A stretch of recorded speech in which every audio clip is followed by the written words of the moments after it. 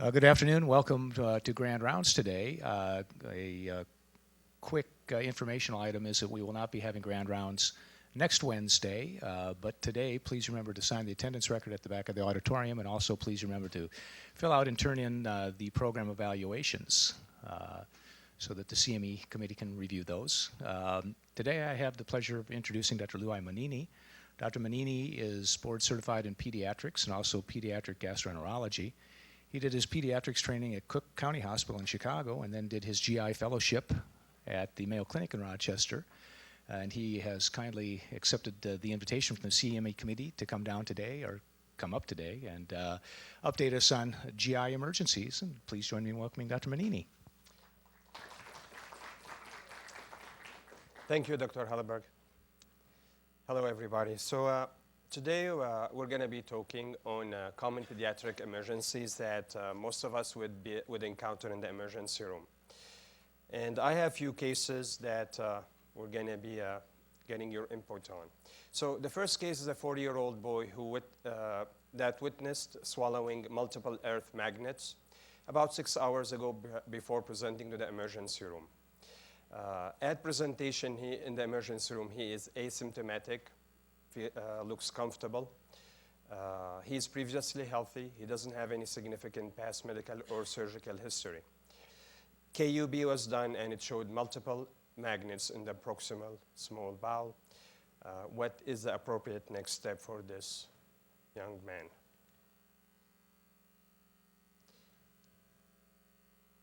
Do we have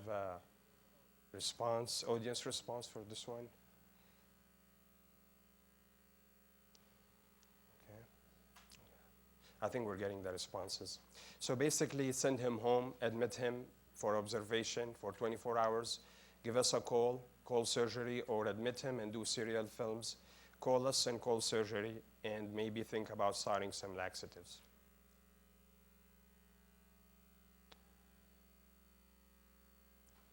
Okay, let's get the answers.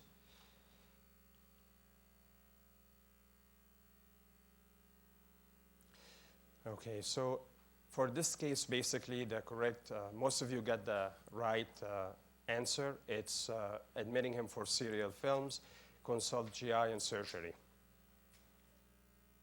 This is how those earth magnets looks. Now, there are multiple forms and shapes of those magnets. They can be smaller or bigger, but the bigger the magnet, the stronger the magnetic forces, the more problems they cause. Okay, so those are called earth magnets or neodymium magnets. They typically have at least 5 times greater attractive force than regular conventional magnets.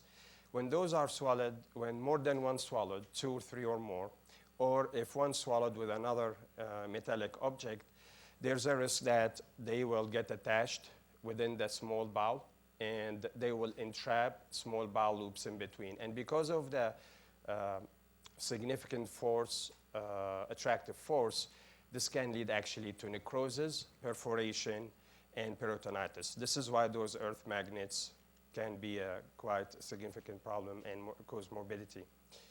Since those were introduced in the market in 2002, up to 2012, there was more than 16,000 cases of ingestion reported nationwide. Our organization, NASPGHAN, which stands for North American Society of Pediatric Gastroenterology, Hepatology, and Nutrition, did a survey. It's a retrospective survey, and they asked us if we have seen those in the past 10 years. There was 424 cases that the gastroenterologist reported. 28% of those required actually surgical intervention, and there was one outcome of death. Because of the significant morbidity and mortality for those earth magnets, the Consumer Product Safety Commission issued a recall for those in 2013. So there is way less of those in the market, but you'll still see some once in a while. So that was actually one of the success stories for our organization. So when you have a child who swallowed multiple earth magnets, they should be removed whenever they are reachable. Okay, so upper endoscopy, even a colonoscopy if they are thought to be somewhere in the colon. And if you are close to a tertiary care center, it will be nice to attempt doing an extended endoscopy. So not just your regular endoscopy, or you can get to the first portion of the duodenum. You can go way deeper in the small bowel to retrieve those. Again, just because of the risk of perforation if they are left in there. Now, if they are not reachable with endoscopy and the patient is symptomatic, surgery needs to be notified immediately. They need to be removed. Asymptomatic patients who have those magnets in the small bowel and are not reachable by endoscopy, those present a controversy, basically. So do we call the surgeons and remove them immediately, or do we watch? Now, because of the morbidity and mortality of taking a patient, sedating, doing surgery, might pose a risk itself, most people would actually observe, but they will notify the surgeons and the gastroenterologists that this patient is here, we're watching, and if he becomes symptomatic and they don't pass, we're going to let you know. Again, single magnets usually do not pose the same risk as multiple magnets. This is a 2-year-old, the second case, a 2-year-old child who has suspected foreign body ingestion and was brought to the emergency room. The child had cough and drooling initially, but became asymptomatic at arrival. So he looks comfortable, moving, in no distress. He's previously healthy, and his last meal occurred about 2 hours to arrival. Okay, you do an X-ray, and you find this. So PN lateral. So with this information you have and this chest X-ray, what would you do for this child? You can go ahead and start answering. Do we discharge home? Do we call pediatric? Do you call us for emergent removal? Admit him for serial films? Schedule endoscopy next morning? Or give him 1 milligram of glucagon and repeat abdominal film?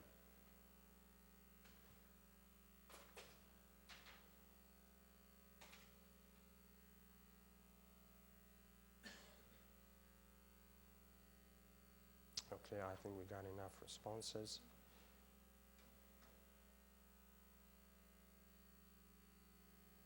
Okay, I think you all got the right answer. Basically, this is a baton battery, and you can see the double ring sign, and it doesn't have even edges. So we have to be pretty careful with those. So those need to be removed as soon as possible. So since the introduction of lithium batteries, there has been significant increase in morbidity and mortality associated with baton battery ingestion.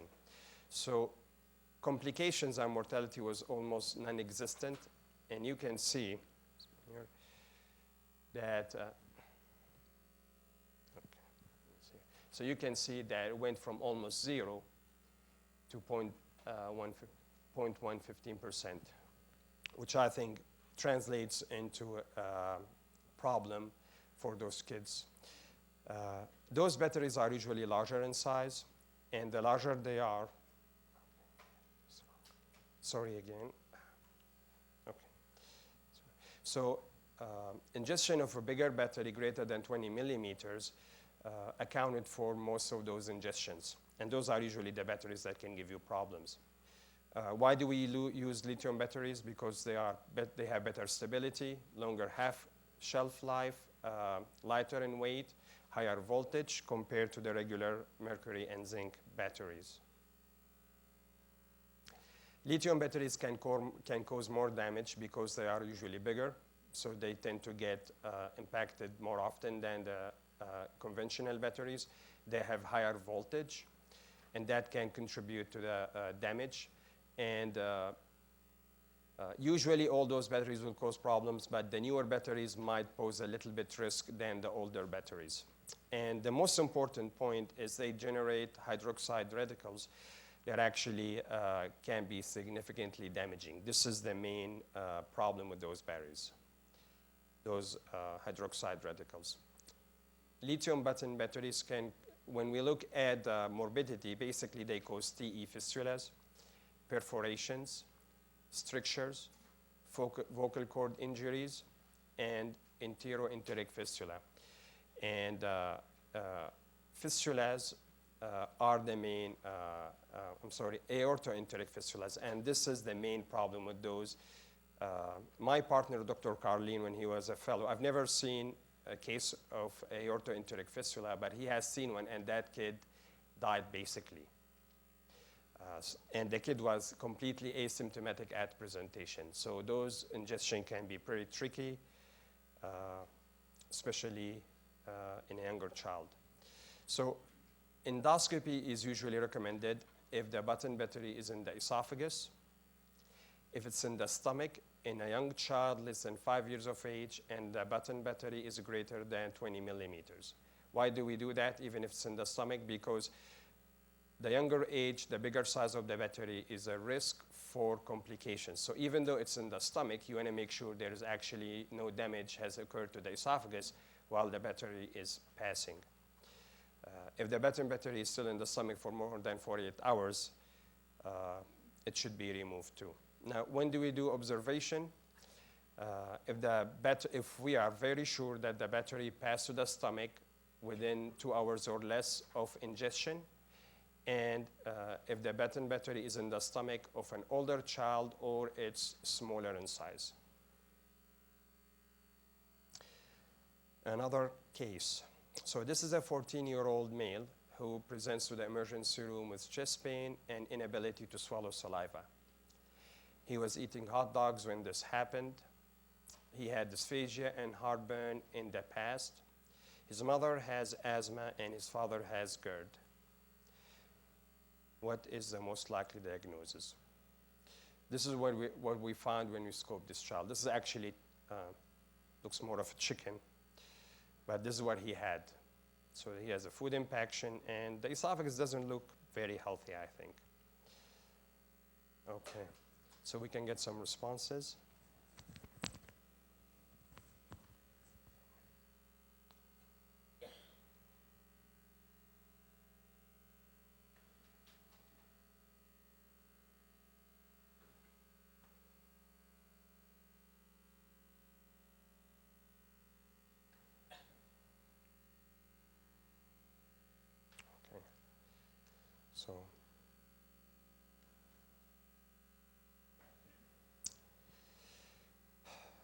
So you almost got it right.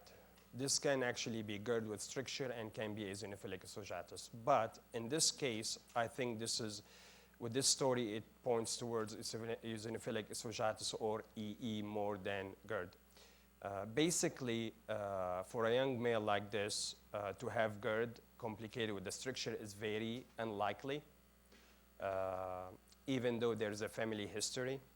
A conversion disorder is very unlikely, as you all saw, because there will be symptoms without actual food impaction. Achalasia can definitely be present like this, but typically achalasia is more of a chronic history of chest pain and halitosis. And there are patients who actually can have achalasia for a year or two before they get diagnosed. Typically, achalasia is a little bit older individuals, middle age, females typically. And with a young man healthy, it's very unlikely for this to be a compressing mass in the chest. Okay, so all of the following is correct regarding this condition except one. Is it more common in boys? It's not common in Hispanics, caused by food allergy, resolves spontaneously, and can affect all ages. So there's one incorrect statement out of the 5.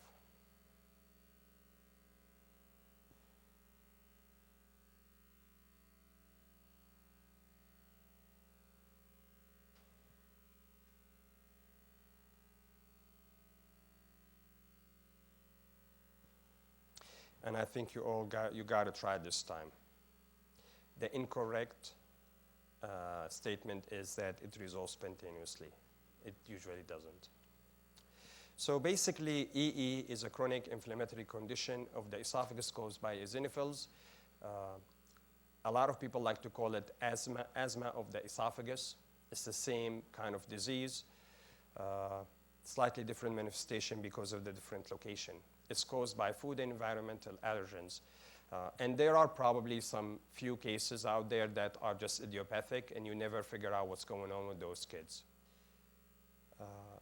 Usually there is T-cell proliferation that leads to attraction of eosinophils, and those eosinophils produce chemotactic agents that leads to more recruitment of more eosinophils and worsening inflammation. It can affect all ages. And what's unique for us, what's unique about EE is it's one of the very few conditions that has been discovered, studied very well before adults caught up. While it's the other way usually, where we just follow adults of what they do. Now, this study by Spergel et al. Was done at Children's Hospital of Philadelphia. He's the guru for EE. And what he did basically is they did a chart review for 14 years looking at all individual biopsies of patients who had individual biopsies that had eosinophils in the esophagus, because the esophagus should not have eosinophils, okay? So they had about 620 patients with eosinophils in the esophagus, and about 560 of those had a confirmation of the diagnosis of EE. And those patients were followed between 1 year, the majority up to 1 year, and there are some cases up to 14 years. What they found basically is the majority of those are males, and the majority of those are white. So, and this, we see this almost every day when we get called to the emergency room. It's almost always a white young male who comes in at 3 in the morning or at midnight with a food impaction. We rarely ever see a young child or a female. What they did also is they looked at the number of cases over time, and between 96 to 2006, there was significant increase. Mostly, we believe that this increase happened because there were more awareness about EE, so there was more evaluations for patients and more diagnosis. At the same time, there is a trend throughout the country of the increasing rate of all allergic diseases and atopic diseases, including eosinophilic esophagitis. They looked at the age groups. As you can see, the younger kids are the biggest group, and then the numbers tend to drop a little bit over time until you get to late adolescence, early adulthood. Now, this slide does not necessarily mean that the numbers are dropping because there is a resolution of symptoms, okay? This is a question mark, but typically there should be more cases in older individuals. But there might be less evaluations for teenagers and older teenagers compared to younger children. So there are some factors that might affect this, the results of the slide, basically. When they looked at symptoms, they found that feeding difficulty and failure to thrive because the child is not eating well was in about 20% of patients, and those were the younger patients, toddlers, between 2 to 5 years of age. Typical symptoms of reflux and vomiting in about 30% of patients. And those were about a little bit older, between 5 to 9 years of age, and then abdominal pain in 16%, a little bit older, and then dysphagia and food impaction. So the disease typically changes presentation and symptoms over time. Now, when they looked at food allergies and what the most common foods cause this, they came up with this table, but no one was able to replicate the data that Spergel did at CHOP. And what they did was actually something that is very hard to do in real practice. What they did basically to figure out what foods those patients are allergic to is they combined skin prick testing, which is usually good for immediate type of allergic reactions, along with the skin patch testing, which is supposed to be good for delayed type allergic reactions. Now, skin prick testing is standardized. while skin patch testing is not standardized. So all institutions who do this have different ways of doing it. Plus, there is factors that actually can affect the results. Basically, what they do is they bring a piece of the suspected food, they put it on the skin, and then they put a plastic cap. So the reaction that might happen might actually be affected by the plastic cap itself. Spirigal, again, had very impressive results that were not replicated. And what they did on top of testing is they actually challenged the patient. So before they claim that this patient is allergic to a certain food, they withdrawn that food from the patient's diet, did endoscopy, proved that there's improvement, meaning that this food is causative, and then they reintroduced the food and did another scope afterwards and have shown that there is worsening disease. So they did 4 steps to confirm those food allergies, which is basically not doable in our practice. After all that work, they found that 17% of patients in the study were allergic to meat, and then eggs, wheat, soy, corn, beef, chicken, and peanuts came afterwards. What they did also is they followed those patients and they looked for resolution of symptoms. So they looked at those patients who did better. What's so special about them? Now, the patients who had total resolution of symptoms were younger. They were a little bit younger in general. 5.6 years. Actually, the age is about the same. Anyway, they were 2%, and they had less food allergies. As you can see here, they had 2.4 food allergies to start with, while the patients who had some improvement in their food allergies had more foods. And the total number of patients who had complete or partial resolution of symptoms is very small, basically, 8%. So this condition doesn't really resolve spontaneously.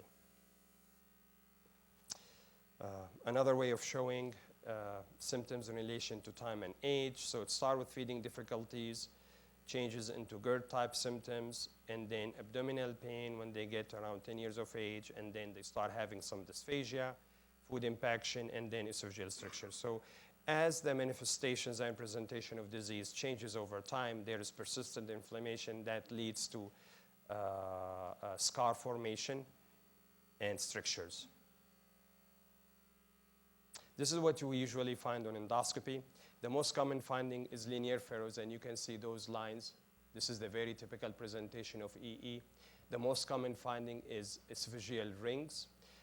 We call it sometimes trichalization of the esophagus, and then candida-like appearance, and basically those are eosinophilic abscess, small aggregates of eosinophils. And 20% of the time, you're going to find a normal appearing esophagus in a patient who has EE. This is why any child who has, or an adult who has dysphagia, symptoms of GERD, you have to biopsy. Even if it looked normal, you don't biopsy only when you have findings. So how do we make a diagnosis? Basically, history. There is typically history of atopic disease in the family and in the patient. Endoscopic appearance is very helpful. And finally, the esophageal biopsies. And there should be 20 or greater eosinophils per high power field. And the esophagus typically normally should not have eosinophils, period. Medical management. High dose PPI. Now, I'm going to take one step back and talk about eosinophils in the esophagus. Now, if there is 5 to 7 or 7 or less eosinophils in the esophagus on high power field, that is more indicative of simple reflux. If there is 7 to 15, this is called esophageal eosinophilia. And this is a midway condition that might spontaneously resolve on high dose PPI or might actually turn into eosinophilic esophagitis. Okay. Now, high dose PPI is helpful in cases of esophageal eosinophilia, And it should be used also in patients with EE. Why? Because when patients have EE, there is impaired motility of the esophagus that actually leads to more reflux. And reflux would worsen EE. So high-dose PPI is definitely helpful. Now, in general practice, what I do is if I see a patient that has symptoms of reflux or mild dysphagia, unless the symptoms are significant, I would give him a high-dose course of PPI for a couple of months and then scope him. Because if I scope him at that time and he doesn't have anything, that means he might have had some reflux or esophageal eosinophilia and it resolved, but he definitely doesn't have E. But if I scope that patient from the beginning and he has, let's say, 15 or 18 eosinophils, it's somewhere in the middle between the esophageal eosinophilia and EE.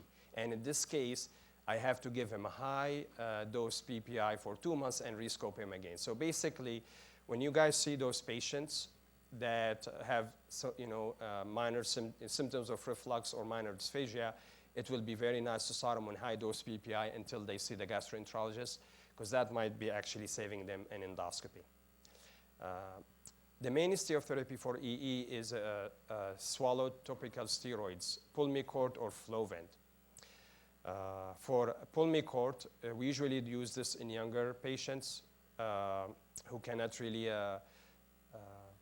get instructions to swallow the Flovent.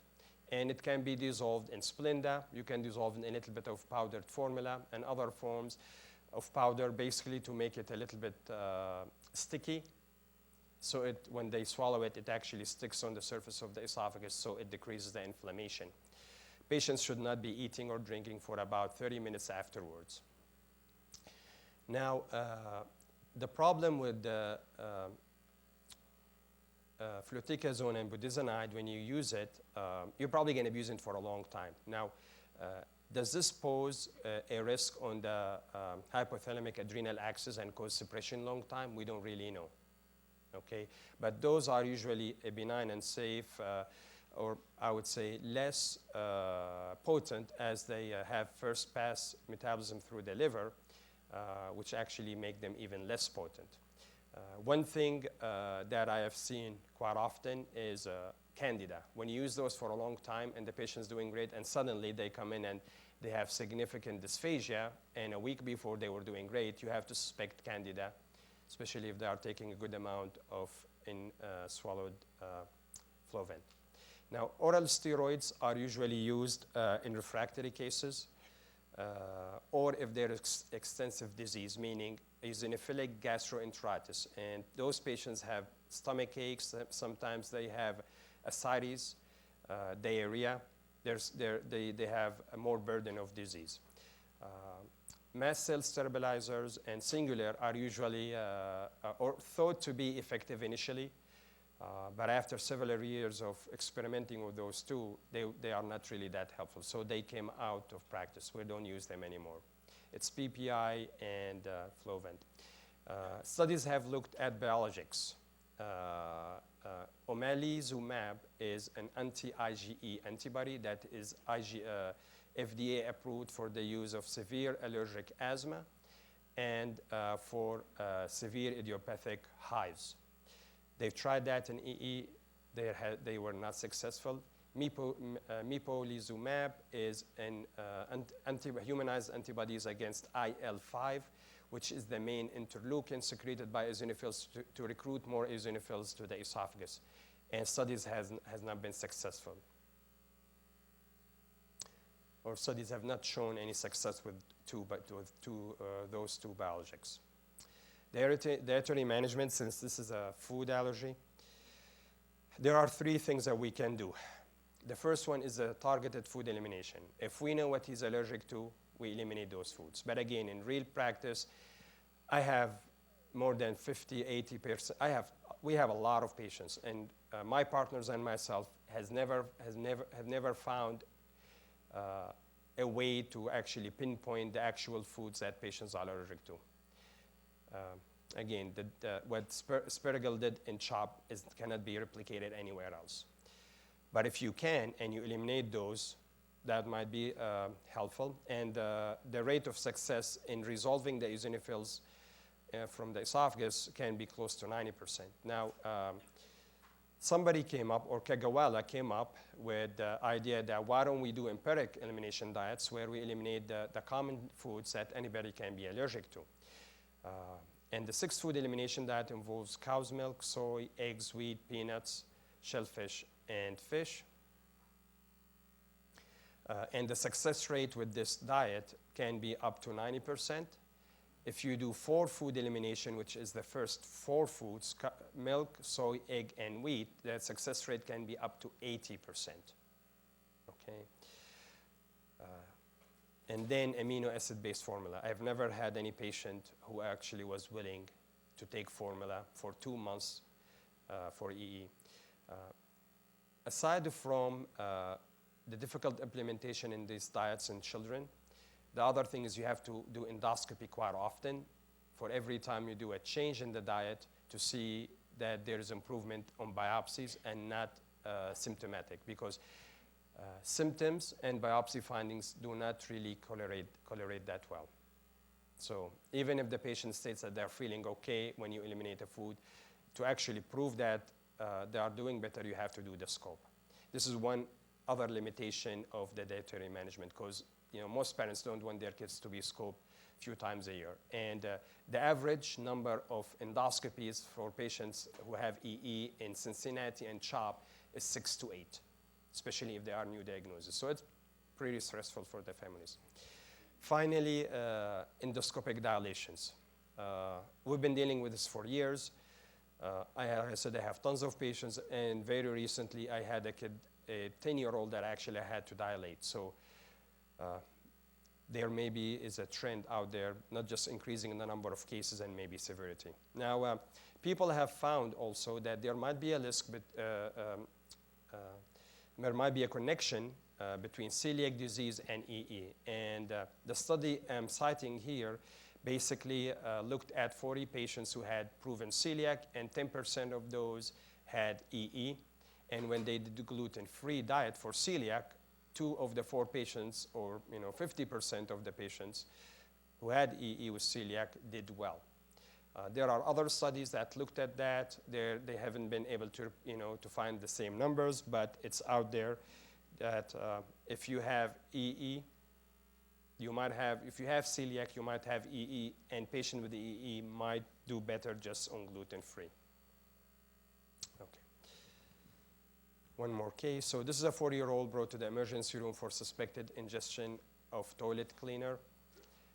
Event was not witnessed. The child vomited once, came to the emergency room. He's currently asymptomatic. Exam is unremarkable. What is the next step? Do we take him immediately for endoscopy, get a CT scan of the chest, get a simple abdominal film, admit him, or admit him and plan endoscopy within a 12 to 24-hour period?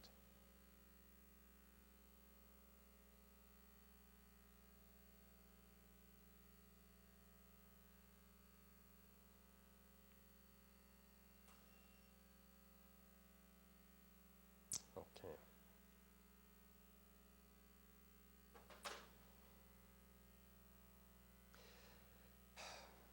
Mixed answers, but basically it's the last one. He should be scoped, but it's not emergent. It should not be done immediately. And we'll talk about that in a minute. So next question about caustic ingestion. So all of those statements are incorrect except one. Is it more common in children? Stridor and hoarseness predict severe airway involvement. Oral lesions predict esophageal burn. Early endoscopy is important therapeutically.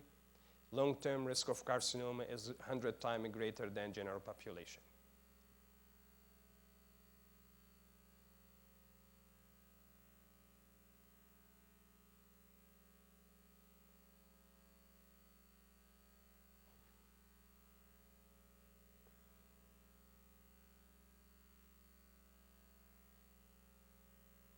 I'm usually getting about 38 answers, so I'm at 30, so I'll give a few more seconds somebody wants to put an answer still. Okay, I think we're good.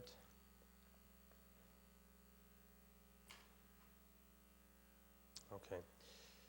So the statement that is correct actually is statement number 1. It's more common in children, and everything else is incorrect. And we'll talk about this during the slides.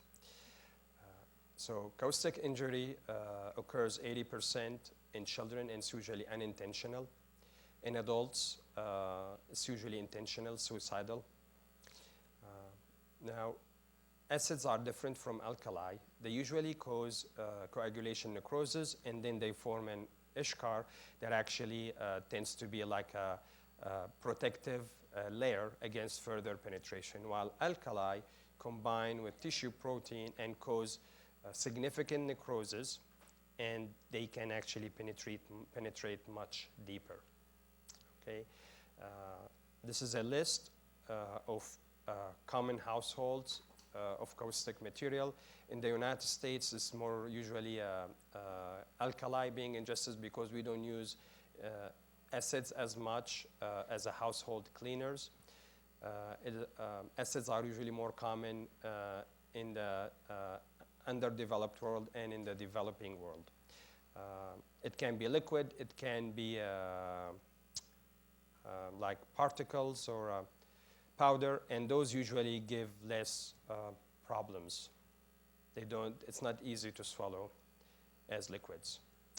70% of patients who have oral lesions do not have significant esophageal damage. So oral lesions do not reflect esophageal disease. Patients may complain of dysphagia, odynophagia, hoarseness, and stridor. And stridor and hoarseness do not reflect airway damage. It's actually more predictive of esophageal damage. Okay? Bleeding and perforation can occur immediately, or it can take up to 2 weeks. Progression, basically, initially there is eosinophilic necrosis, and this occurs up to 3 or 4 days after ingestion, and then there is mucosal sludging with bacterial invasion, granulation tissue occurs, and this is the most common time where perforation might occur, up to 7 to 10 days after ingestion, and then esophageal repair with scar formation that starts between 10 to 15 days after ingestion, and there is still risk of perforation at that time. So what do we do when we see those patients? This is somewhat, laboratory studies are sometimes, a little bit controversial. Basically, they say if you have a white cell count greater than 20,000, if you have an acidic arterial gas, low pH, and if you have high CPR, then there's that indicates that there might be more morbidity and mortality. Endoscopy is done not to fix anything. We're just doing it to see what's going on. Is there really damage or not in there, and what the extent of the damage is, so we can have a prognosis for this case. A CT scan is recommended if you're suspecting complications, and it can be pretty good in delineating the extent of damage. This, those are the grades of injury to the esophagus. Starts from 0, which is normal, up to grade 4, which is perforation. We don't need to go through the details. This is a grade 3, okay? So the left 2 pictures are in the esophagus, and the right pictures are in the stomach. The upper pictures, so the left upper picture is the esophagus within 12 hours of ingestion. You can see how the tissue is sludging. It looks ugly. Of course, you have to be careful when you're scoping because you might actually perf this patient. 2 weeks later, the lower image in the esophagus shows some more of, the inflammation settled down, but the whole esophagus looks abnormal. This patient is going to definitely develop dysmotility of the esophagus, and he's already having a stricture forming. The same thing in the stomach. 12 hours after ingestion, 24 hours, you can see the scar is forming, and this patient looks like their pylorus is almost closed from the scar. Long-term complications. Stricture formation occurs in 70% of cases in grade 2 damage and up to 100% in grade 3 damage, just like I showed you. Esophageal dysmotility will happen with the higher grade of damage. And on the long term, that actually leads to more reflux. So those patients might benefit from long-term PPI. Development of carcinoma is 1,000 times more greater in those patients. And typically, I think adults, I have not seen any who had this great, big, high-grade damage. But adults, I would think they will do endoscopy about once a year or every other year to make sure that there is no malignant transformation for those patients. Now, acutely, the use of PPI, steroids, and antibiotics are debatable. Basically, what we're trying to do is to reduce the risk of complications. And by giving steroids, you're trying to reduce inflammation, to reduce stricture formation. But those have not been effective, period. But again, PPI can be helpful, not in the acute phase later on, because acid reflux would actually worsen the problem. And I think this would be my last case. So this is a 10-year-old boy who swallowed a coin. At 6, presented to the emergency room.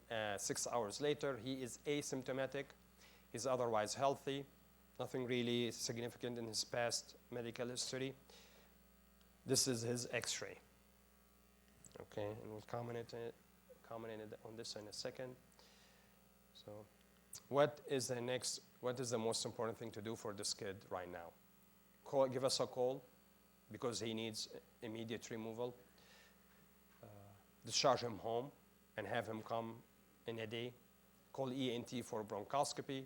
Give him glucagon or admit him overnight and schedule endoscopy in the morning.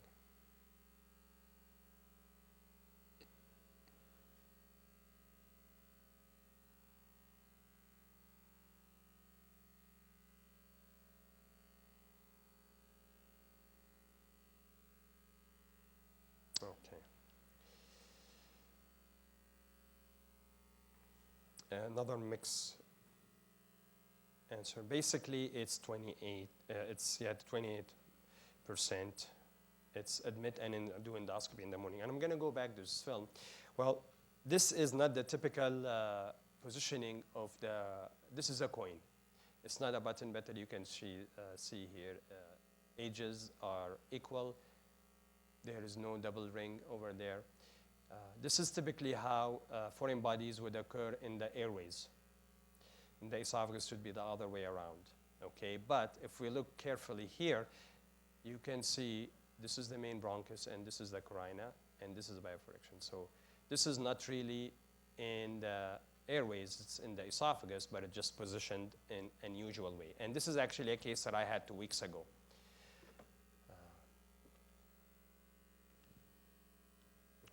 So coins and blunt objects in the GI tract.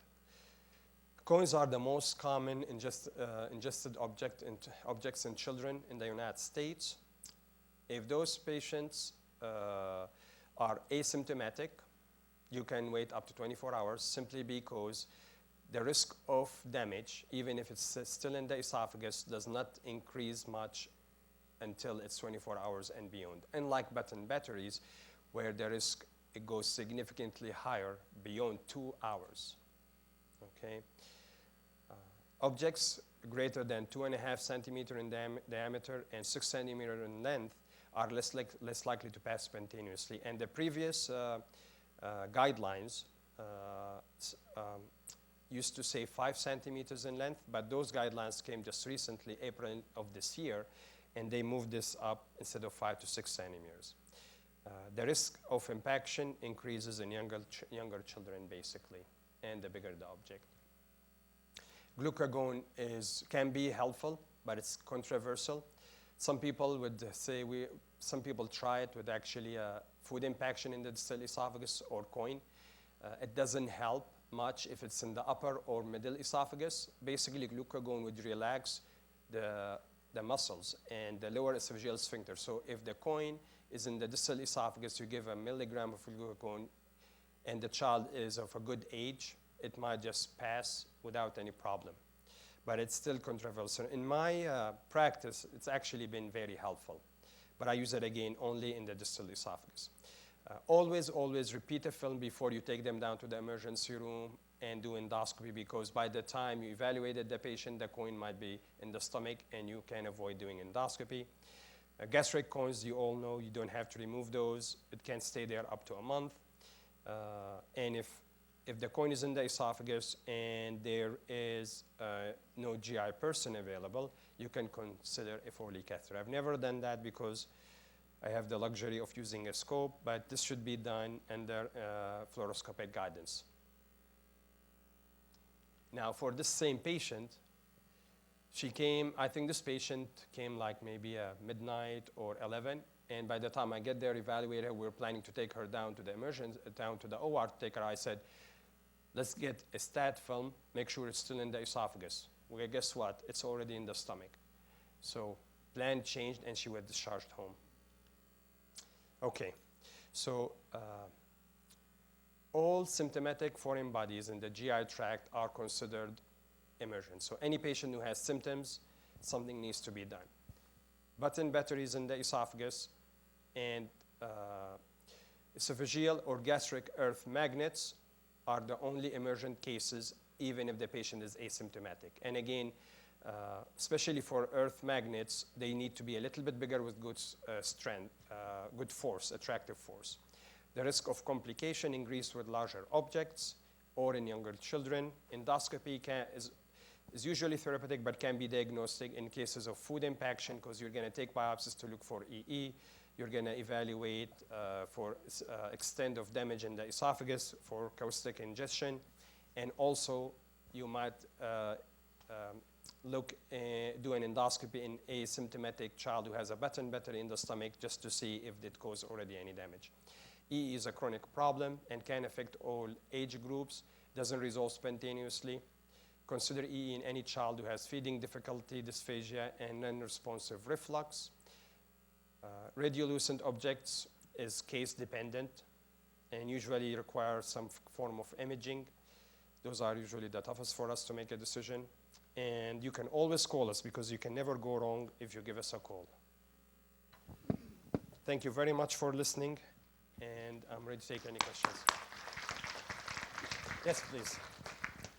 Hi, Dr. Manini. Thank you for a very good talk. I'm Jay Brown. We've interacted on countless eosinophilic esophagitis patients. I wondered if you happened to catch my old friend Dr. Ditto's article in Gastroenterology. It was an adult population, if memory serves, but it was like in 2012, and they did an elimination, 6-food elimination with a lot of scoping.